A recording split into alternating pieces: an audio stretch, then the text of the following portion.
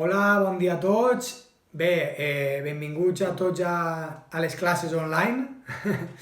I bé, avui anem a treballar, anem a començar un tema nou en socials, el tema 1, tot i que hem acabat el llibre pel final, doncs ara toca fer les activitats del principi.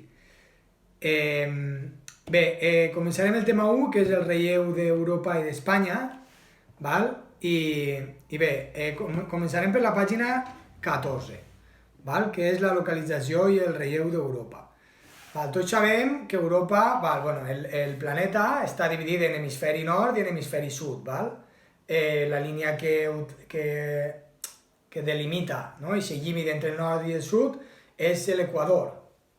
El país Equador es diu Equador perquè l'Equador passa per ahí, per això es diu Equador. Aleshores, bé, sabem que Europa està, quan mirem un globus terraqui, Europa està a la part de dalt, aleshores hem de dir que està a l'hemisferi nord. L'Equador seria la meitat, com hem dit, la meitat de la pilota, i Europa estaria a la part de l'hemisferi nord. Val? Com vegem així a la pàgina, diu Europa és un continent situat a l'hemisferi nord, per tant, tots els seus territoris tenen longitud en graus nord, és a dir, val?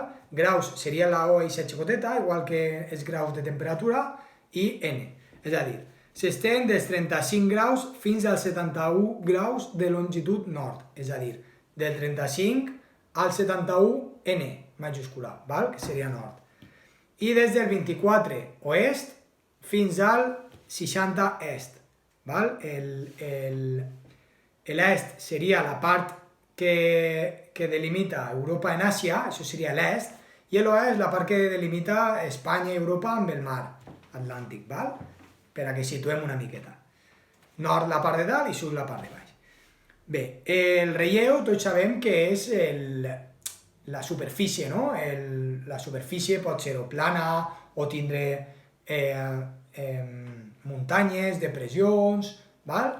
Doncs bé, anem a veure les muntanyes, vale? Europa té un terreny, o sigui, un relleu molt variat. Les muntanyes són causades a causes de moviments tectònics.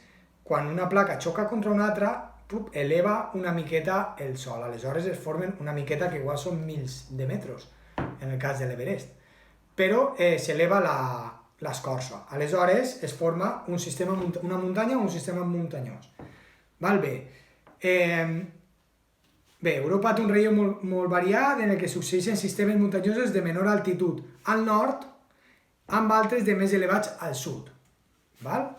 Al nord tenim la serralada escandinava, els Urals, val? Que no superen els 2.000 metres. Així en Espanya tenim moltes muntanyes de més de 2.000 metres. Tota la part del Pirineu té 2.000 metres. Per exemple, així en la Comunitat Valenciana, el Cerro Calderón, són 1.800, són quasi 2.000 metres, i ho tenim així al costat.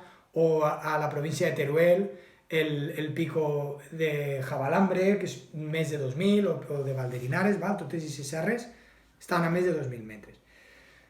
Bé, destaquen al nord la serralada escandinava i la serralada dels Urals, que formen el límit d'Europa amb Àsia, a la part de dalt. I les muntanyes al sud són més elevades, val? La majoria voregen el mar Mediterrani, val? És a dir, la part dels Alps, els Pirineus, val? Tenim els Pirineus, els Càrpats, els Balcans, el Caucas, que en el Caucas, per exemple, és on està el cim més alt d'Europa, l'Elbrus. Es troba en Rússia, val? Però a la part europea. Molta gent pensa que el pic més alt d'Europa és el Mont Blanc, que té 4.800 i algo de metres, ara després ho veurem, però l'Elbrus amb 5.642 metres d'altitud, encara que està a la part russa, però és més alt que el Mont Blanc.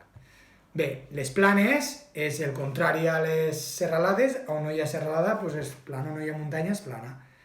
S'estenen pel centre i per l'est del continent. Des del nord de França fins a Rússia, tota la part aquella, des de Pirineus cap a Rússia. I els rius més importants d'Europa travessen aquesta vasta regió natural. La gran plana d'Europa limita el mar del nord i el mar Bàltic. val? El nord, ara després ho veurem en el mapa. En aquesta àmplia planúria hi ha massissos en què són muntanyes d'escassa altitud, és a dir, hi ha poc moviment muntanyós, val? Està més a les vores. Com el massís central, la serralada dels Bosques i la Selva Negra, que són serralades però ja diem de molt poca altura, a comparació de les seues germanes dels Alps, Pirineus, Balcans, Caucas i Escarpats. Bé, i la plana Europa Oriental, que limita el Mar Blanc, el mar de Vessens, pel nord i per la serralada dels Urals per l'est. Bé, així tenim, entre la pàgina 14 i 15, tenim el mapa físic d'Europa. Si vegeu, tenim els Pirineus, el massís central, la part de França, els Alps que delimiten França, Itàlia i Suïssa. Després tenim els Carpats que fan un poc de barrera, no? Com si diguem, entre el que seria una miqueta eixa plana europea, la tallen una miqueta, els Balcans, i l'Elbrus que el tenim a la part ja que pensem que no és Europa, però físicament parlant sí que seria Europa. Bé, en la pàgina 15 tenim els exemples, els pics més alts de Xina més importants. Tenim l'Elbrus en 5.642 metres, és el més alt d'Europa, serralada del Caucas. El Mont Blanc, 4.807, el més alt dels Alps i de la zona europea que coneguem nosaltres com a Europa econòmicament parlant. No l'Europa de... Quan diem d'Europa de l'euro i de més, estem parlant de la Comunitat Econòmica Europea, però Europa físicament arriba. L'Elbrus perteneix a Europa. El Teide, tot i que està en aigües africanes, no? Perquè es troba a la illa de Tenerife, com que políticament perteneix a Espanya, es considera europeu. En 3.718 seria el pic més alt d'Espanya, que no el més alt de la península, perquè recordem que està en les Illes Canàries. Mulhacén, el Mulhacén, us ficaré un enllaç de... Tots sabeu que a mi m'agrada una miqueta l'alpinisme i demés, i tinc algunes excursions al Mulhacén i a l'Aneto. En la descripció us ficaré els enllaços de dues excursions que vaig fer al Mulhacén i a l'Aneto, per si algú té interès i té ganes de veure-la. I això. Bé, el Mulhacén, 3.479 metres sobre el nivell del mar. Massís de Sierra Nevada, al sud d'Espanya, és la protuberància més alta de la península ibèrica, és a dir, la cara d'Espanya, on està Espanya i Portugal, la més alta de la península, el Mulhacén. I per tant seria la més alta d'Espanya com a península, no com està. L'Aneto, 3.404, pic més alt del Pirineu. És un pic preciós, superbonic. Jo he estat en 2 ocasions i m'encanta. Vos deixo també el vídeo així baix, de qui tinga ganes de veure-lo. És una passada. I bé, té també conserva l'últim glaciar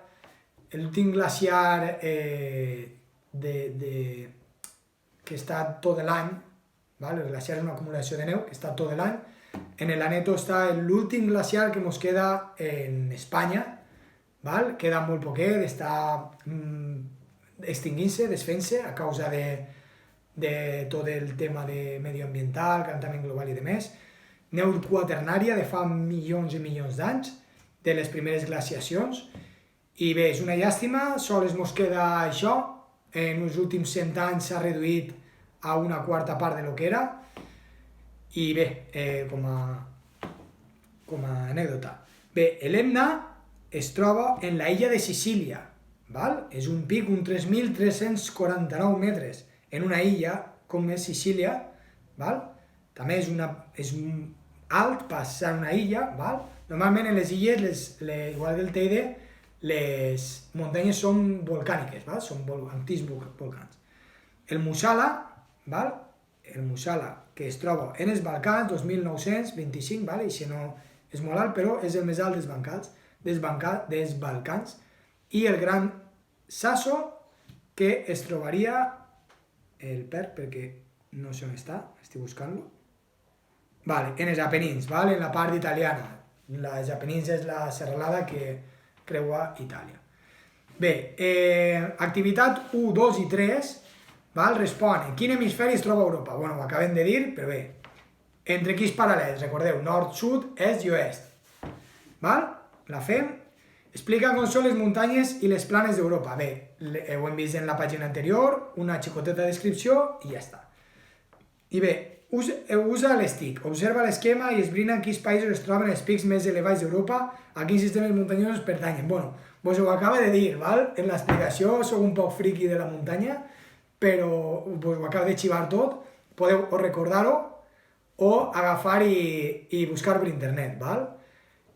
Vos passo una plantilla que podreu replenar-la. Bé, ja per últim, dir-vos que des de la meva classe estava posant cada dia un repte, val? Vos fico el repte d'avui i demà vos diré la solució. El repte d'avui és buscant diferències. Troba les 5 diferències que hi ha entre aquestes dues figures. Val? Mirem, pausem el vídeo si voleu, mirem les dues figures, comparem, les busquem i demà ja vos diré la solució. Doncs bé, això és tot per avui. Vinga, adeu!